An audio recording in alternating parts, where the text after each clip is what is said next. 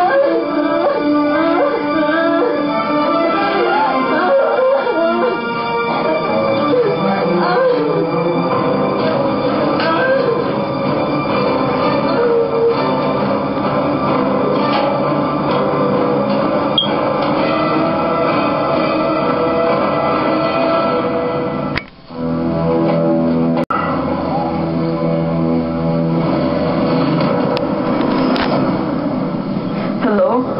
Police station?